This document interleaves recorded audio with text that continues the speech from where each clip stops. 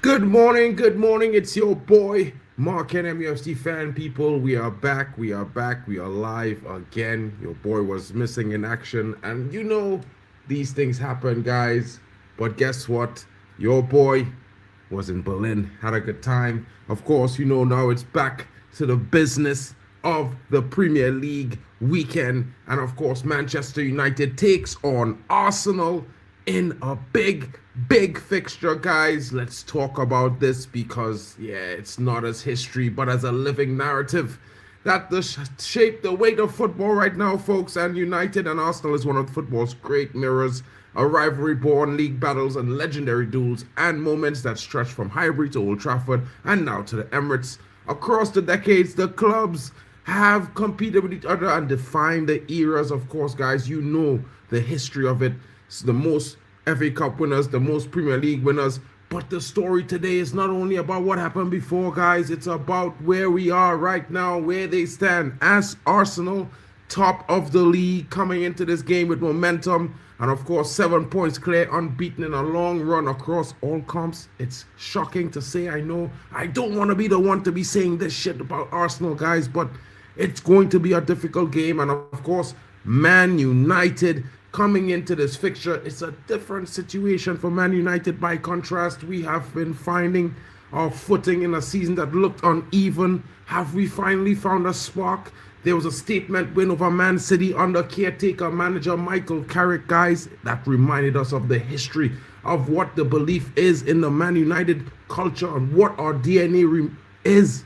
Guys, I don't know about you, but I felt it, and the form tells us Arsenal have been more consistent, and it's going to be hard. And of course, Man United, the form is less straightforward, moments of promise, moments of restraint. But could the belief from the derby give Man United what they need to get themselves a win tonight, guys? Because 3 points will be major. It will bring us separation from the chasing pack. And against the Arsenal backdrop of possibly winning league, maybe we might put some stutters into their steps. History gives us context, guys. Close head-to-head battles and, of course, long fixtures, but it's about identity today. Will the red side of Manchester prevail, or will it be the Arsenalans from Highbury? Let me ask you this as we settle in, folks. Does United come here to disrupt Arsenal's rhythm with intensity or structure, or do they choose control, tactical patience, and you know what I mean? Because in this fixture, guys, the weight of the moment always often speaks louder than the hype. Let's build up. Let's talk about it, guys. Get in. Come on, join your boy MarkN, and let's see how it goes.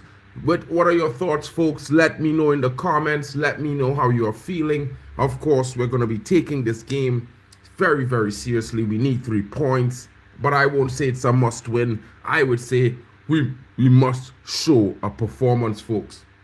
It's going to get interesting, of course. We will be checking out to see what the Man United starting 11 might possibly be. We can discuss this, guys, because we had some very good performances in the last game. Do we start with the same back line? Do we start with the same midfield?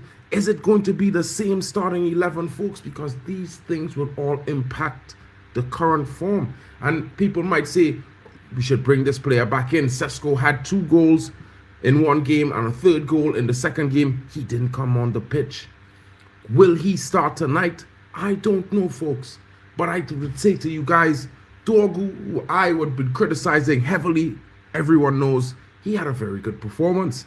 It was hard to see the player that we were looking at for a couple weeks previously. And I would say to you guys, that is a certain evolution, instant impact, maybe.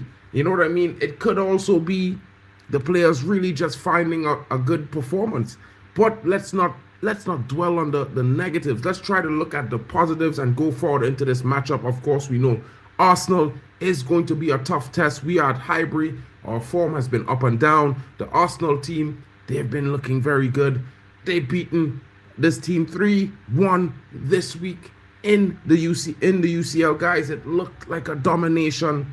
I mean, Inter Milan, known for defense, they got smashed up. It was difficult from the first minute for them. And I would say it's not good to see. But what we do know about Manchester United is we certainly can present a challenge, a difficult one. and an upset for any big team, because we may struggle against the smaller teams, but the big teams, we come out to play. Will they turn on? Will they turn up, guys? Let's get into this and let's talk, because guess what? This is the literal red divide. Arsenal versus Man United, guys. It's going to be an interesting domination, interesting dynamic, because we may not be top challengers, but we are still challenging. And we are facing the league leaders, guys. What is going to be the difference maker today? Will it be Matthias Cunha? Will it be Brian Mbeumo? Will it be Amad Diallo? How is Manchester United going to deal with the Arsenal build-up? How does United block that central progression, folks?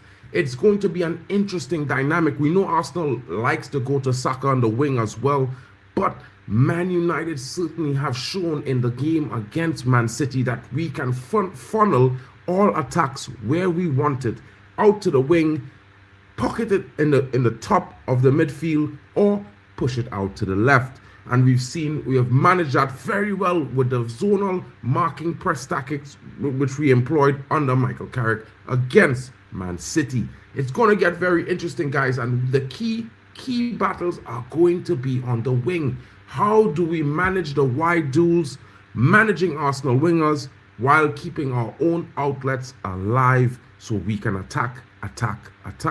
That's going to get interesting. Certainly, we're going to be looking at Amad Diallo and his presence, of course, his reintroduction into the team after AFCON. Certainly put a lot of pizzazz or spunk in the step of Manchester United, guys. And we saw that performance against Man City. He brought an instant impact of threat that we were lacking while he was on AFCON. And of course, guys, pairing that with the returning Brian Mbeumo, who also returned from AFCON, we were able to secure a surprise attack, I would say, because Manchester City probably expected Man United to struggle, but Man United was up for the battle. We didn't struggle, we fought, we found a lot of creative ways to attack Manchester City. And last week, you can see, we may not have had the possession stats to match, to say that it was a dominant performance. We controlled the entire game, but without possession, we did control the game versus Man City. We put them off, we threw their rhythm completely away, and of course we attacked and we were clinical in the moments. We created more chances than Man City. I think it was something like 14 chances created to Man City's 7. We had about 7 big chances to Man City's 2, and of course 9 shots on target to Manchester City's 4. That shows that Man United was defending very well. They stuck to the tasks, and of course they had a lot of energy. And playing one game a week, you certainly will be expecting Man United to come in and provide that energy in games. It gets really interesting, folks, because as you know, Manchester United is certainly a team that, we have been struggling. A lot of people would say to us that maybe, just maybe, Emirates was right.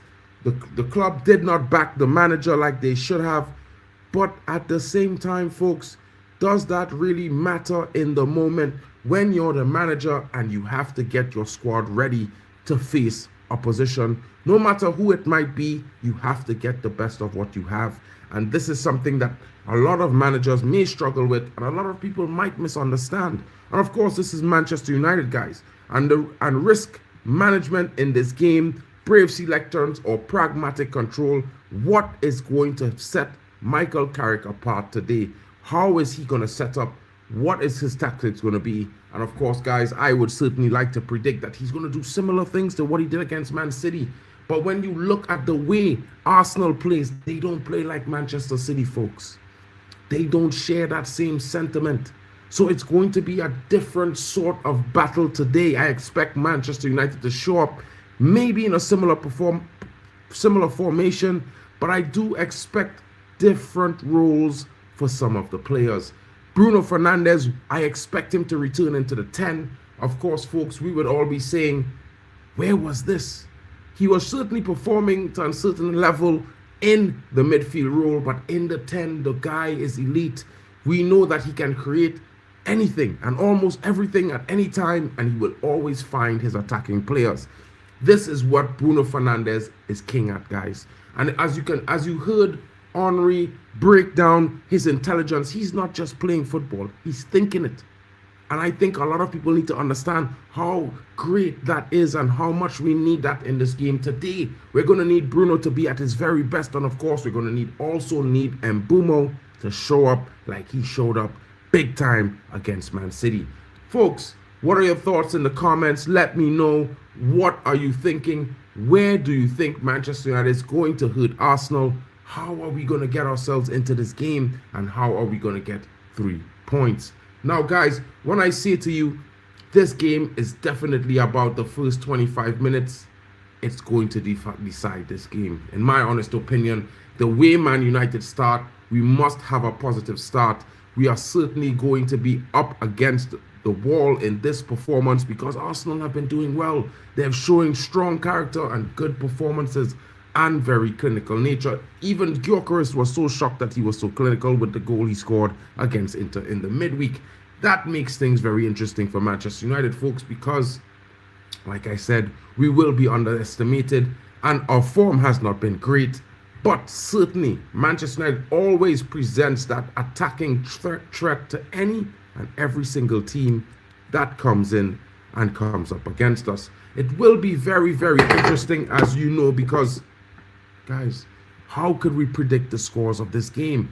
Will Man United show up that clinical outfit, or will we create chances non-stop and not put them away? We certainly can't afford to be doing against the likes of an Arsenal team that has been not only showing that they are chasing this league, but they are leading it as well. And their consistent performances, even as a hater, guys, you cannot deny they did do well this season. They have been doing their best.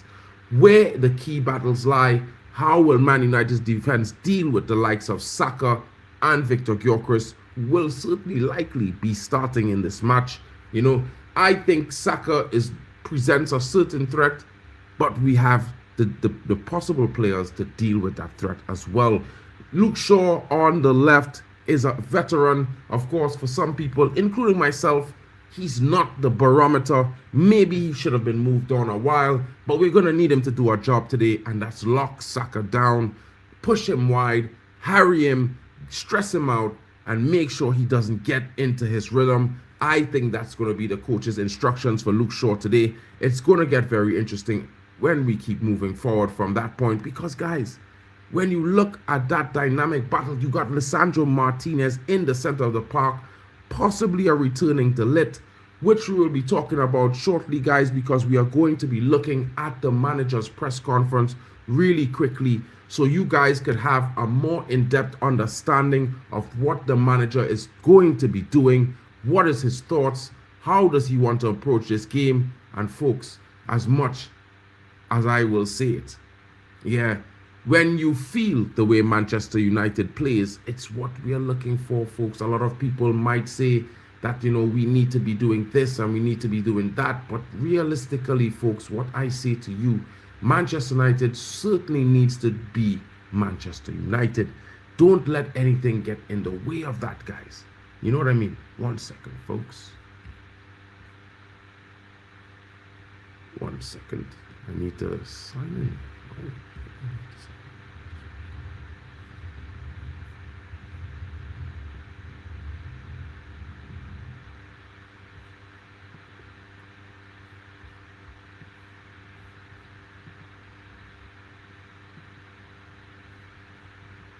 Okay, so guys, as we get ready to check out the latest press conference from Michael Carrick, please let me know in the comments, what are your thoughts? Let me know what you're thinking. Part 2, we got part 2 and part 1, folks. It's going to be nice. It's going to be very nice, very, very nice. Okay, let me get this set up for you guys. 1 second.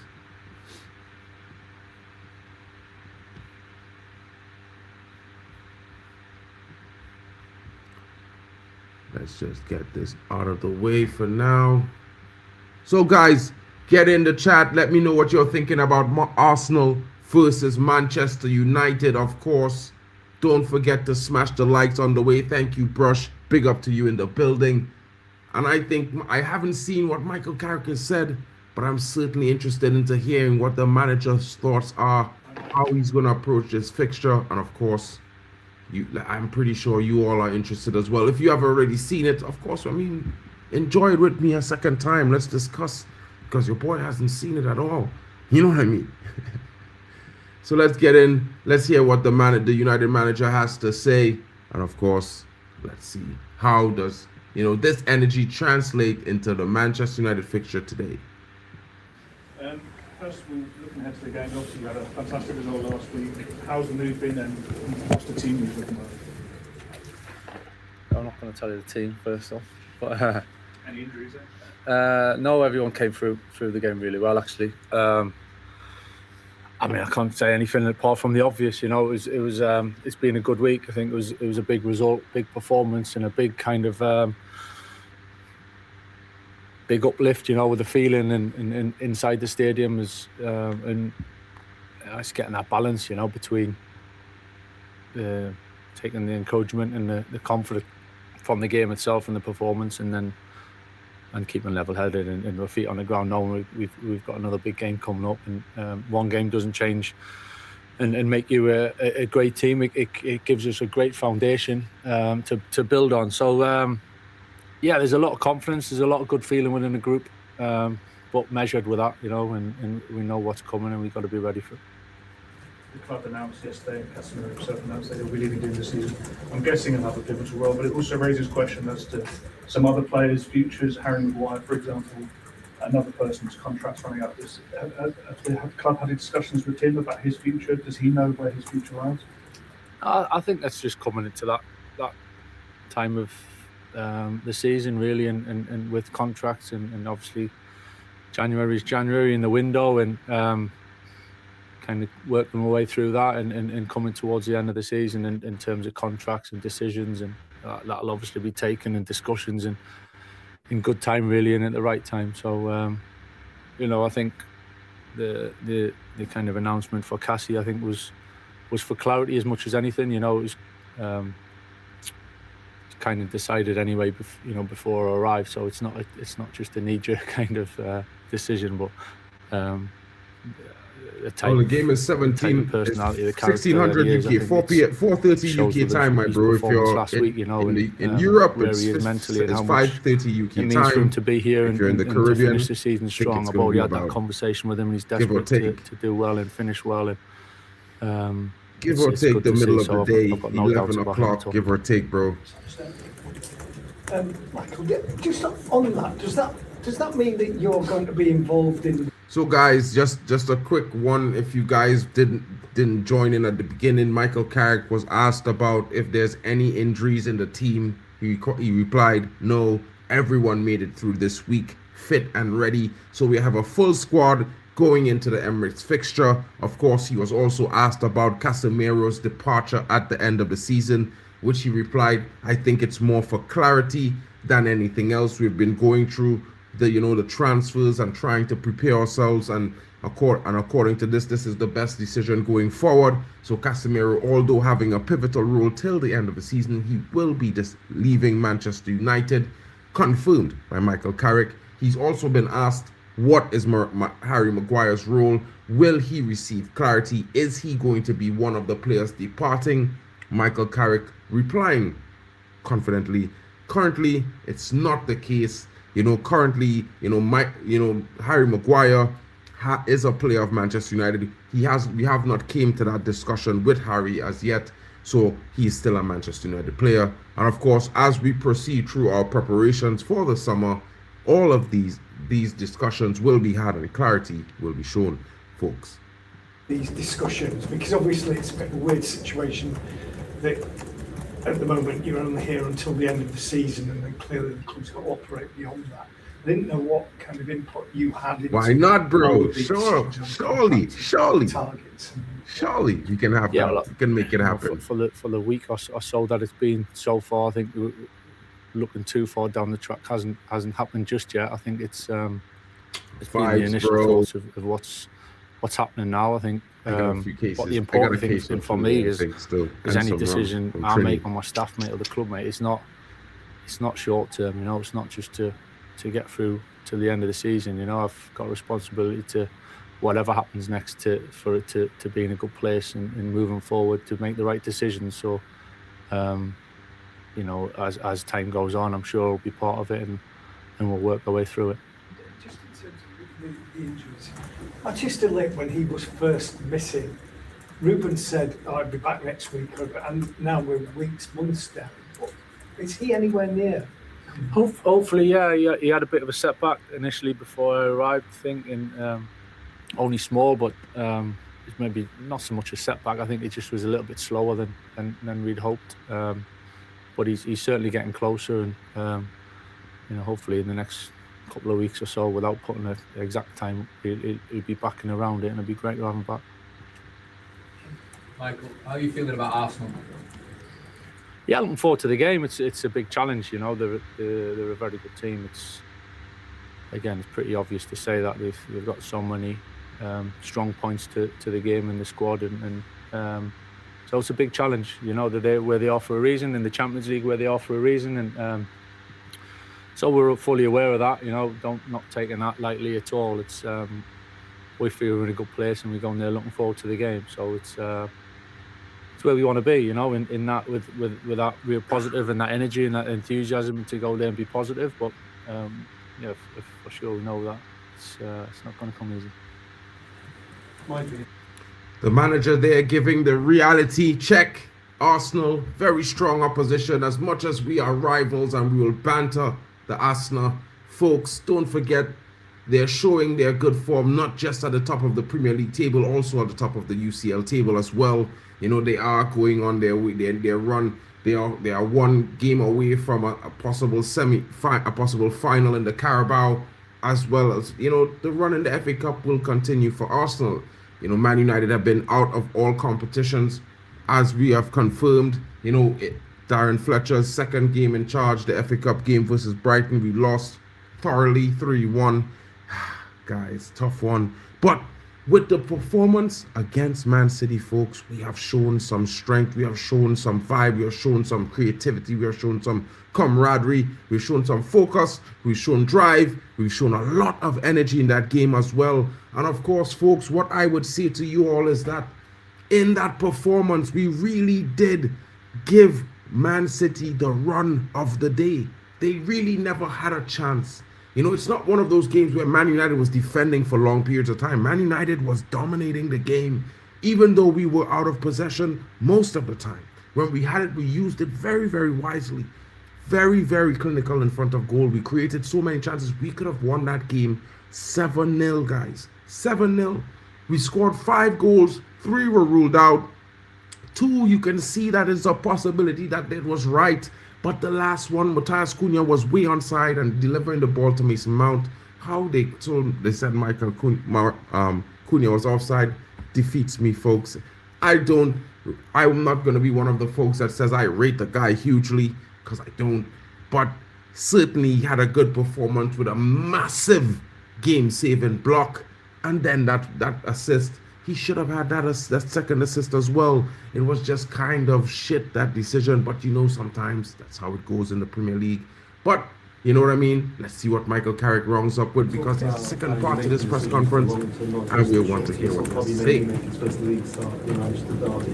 Just wonder how important could he be in the long-term future of this club, and what's it been like working with him?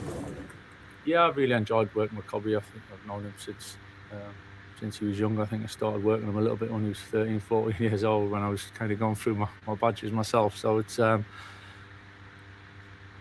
listen, I've said it before. I think this club needs young players coming through and being the foundation for understand what it means, and not just for the players or the squad, but for the club and for the supporters, you know. And I think it's something that we need to grasp and we need to keep building on. And Cobby's a prime example, you know, to come through so quickly and have the rapid rise, and to play in some unbelievably big games and impact those big games at such a young age shows an awful lot of maturity, quality in the terms of the character, and to be able to handle it. And I think part of a career is a few ups and downs, and sometimes it goes in different trajectories. But I think we've seen last week what Cobby can bring. it was great. You know, he's quite straight faced, and he doesn't give you an awful lot, but you could see the way he played and he expressed himself. He was enjoying himself, and to see him like that was great.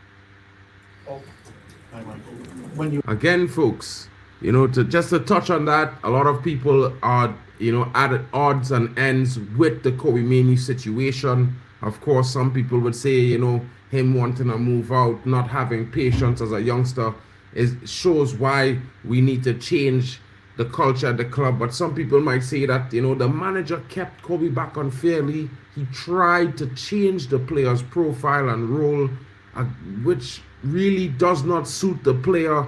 And because he wanted to maintain that he sees the player this way, so this is the way the player has to play, the player had no place in the team. And I would say to you folks that it could be both. Both could be true.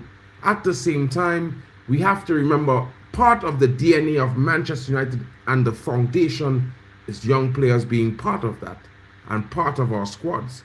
And what is the point of having an academy if we are not going to have patience to develop these youngsters? They're not all going to come into the first team and be sensational from match week 1. They're sometimes going to struggle. And as the manager said, knowing it from his own experience, you're going to have up and down performances. How do you manage your trajectory? How do you step up and work on that and benefit from the mistakes and be better?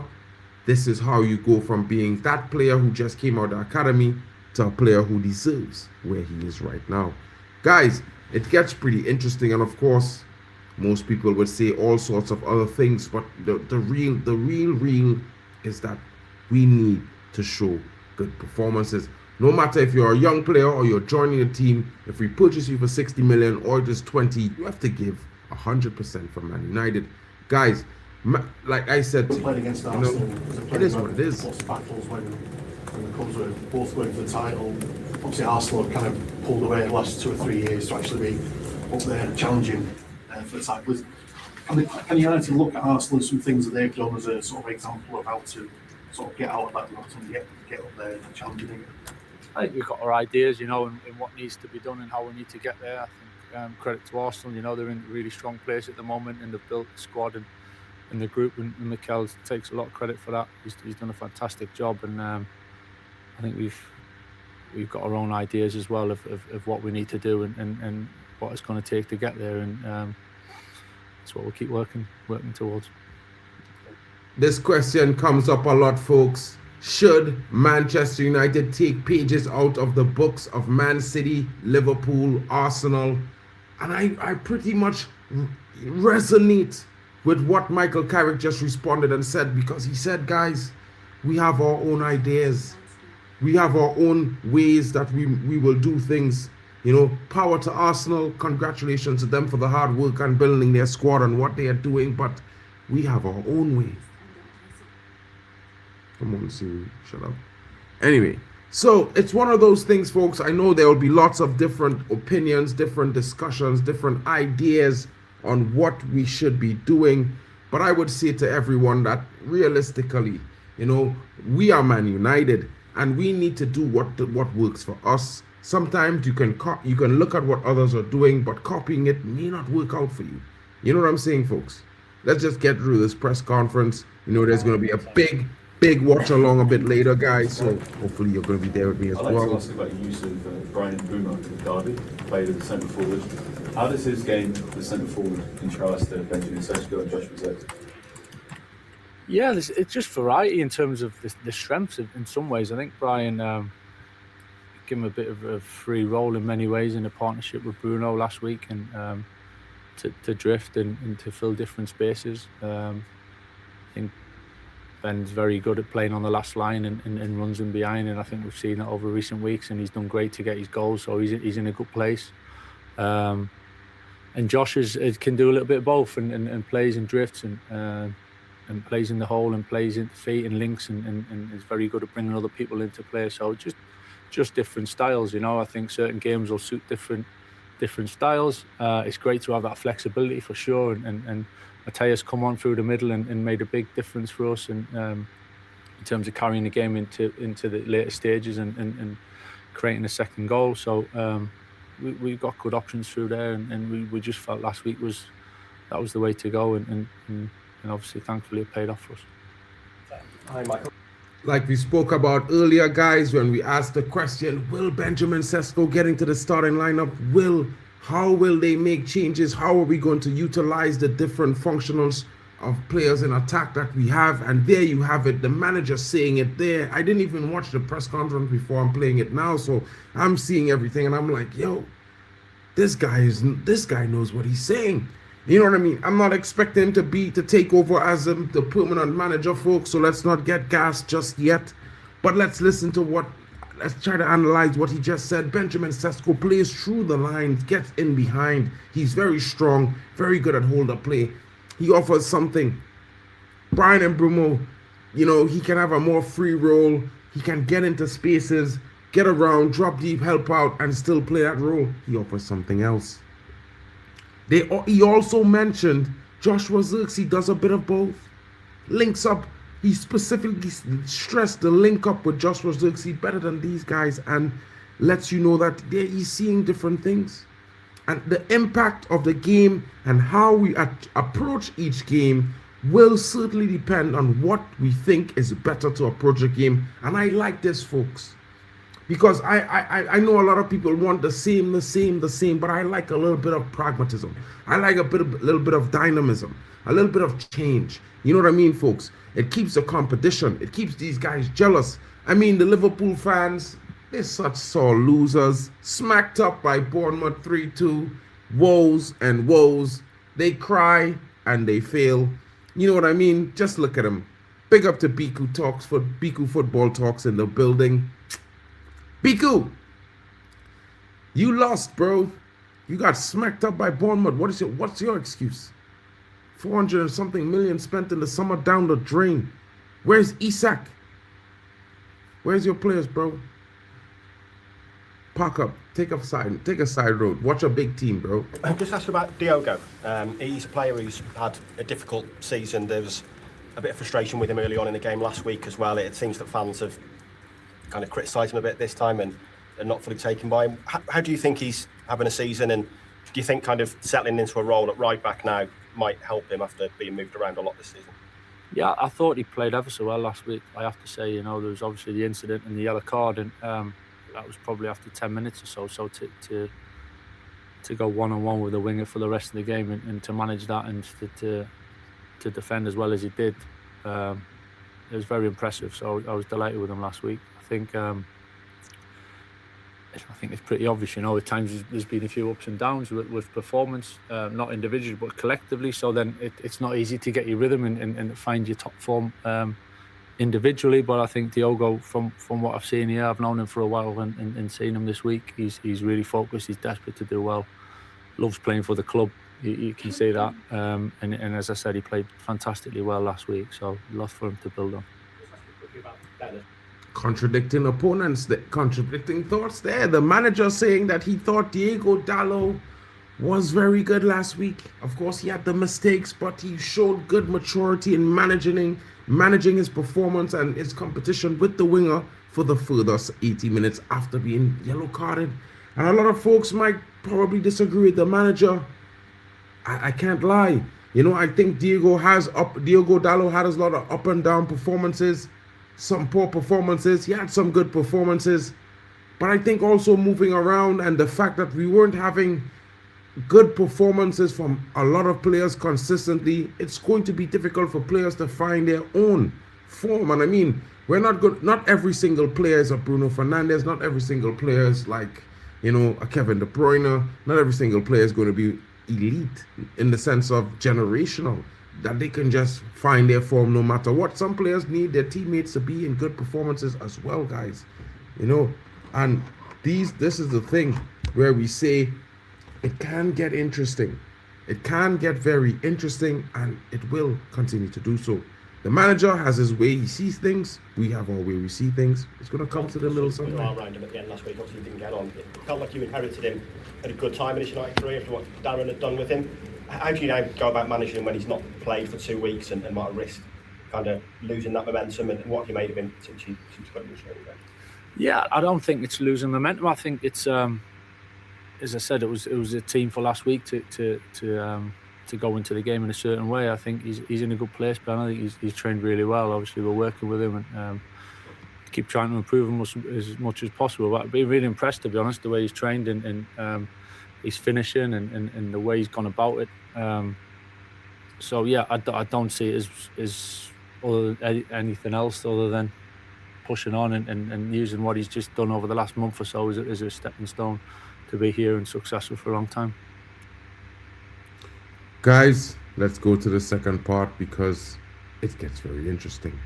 It's gonna get even more interesting, folks. Let's just get into the second part of the manager's press conference. Let me just sort this out really quickly. But what are your thoughts so far? What are your thoughts? What have you heard? What do you feel? You know what I mean, guys? Well, what do you think that means? Does Michael Carrick come in and shows a strong approach? Does he come out swinging? Or, you know, what does he do? What do you think, guys? Let's hear what the manager has to say again as he concludes his press conference. Let's certainly get in and understand. So we have a full grasp of what the vibe is like going into this game, what the manager's thoughts are, and of course, how Man United, what sort of Man United we can look forward to against Arsenal. First of all, looking ahead to the game, obviously you had a fantastic result last week. How's the mood been and what's the team you're looking like? I'm not going to tell you the team first off. Oh, wait. Hold on. I'm trying to figure out, did I watch the whole press conference? Hold on 1 second. Guys, I think they combined we watched the combined press conferences just now. What I would say to you guys is that certainly it brings I didn't even notice. My bad. 100%. Blame MarkN for that one, guys. You know what I mean? But what I would say to you folks is that, you know, it certainly presents an interesting dynamic. Of course, Manchester United, we're certainly going to be, you know, in a tough battle against the Arsenals at the Emirates. Hopefully, we're going to get the job done. Of course, join me at 4 p.m. UK. We're going to be live as we get in and, you know, ramp up. I've got my brother Tony Claude Gunner joining me today. It's going to be the Red Divide live watch. Man United versus Arsenal. Your boy will be on the away end. Claude will be on the home end. Of course, they are the Arsenalans at the Emirates, but will we get the 3 points? That's what matters most. We expect to have some big performances today. We'll certainly be discussing the key starting lineup when it drops, guys, as well. Big up to Jack Reacher in the building. Big up to you, my brother. What are your thoughts on the game today before we close? Let me know how you feel. What sort of Man United do you think we can expect? And of course, what do you think we will be doing? How will we approach the game? And who's going to be our key players? Of course, let us know in the comments, guys. Drop it in the non-live, and when we get back for the watch along, we'll be discussing all your comments as well, bringing it up onto the top of the stage as we refer to it to find out what is everyone thinking. And guys, don't forget, smash a little like, retweet on the pinned comment in the chat if you can. Certainly helps the channel grow, certainly helps spread it around. Thank you for joining me, guys. It's been a match preview, interesting one, quiet, not too, you know, hyped, I would say, but definitely, you know, gives the food for thought for the moment. And what could Man United do? Because we are not going to be whipping boys today. Certainly Arsenal is going to be watching Man United with some reservations. Of course, they've had some good performance. Big up, Jack. Of course, they've had some good performances last weekend and in midweek. But as you know, folks, Man United are dangerous. And when you underestimate the Devils, it comes back to bite you. Big up to everyone joining. It's been your boy MarkN. I'll see you again at 4 for the live watch along. Please come in, join me. Let's get it in. And of course, glory, glory, Manchester United.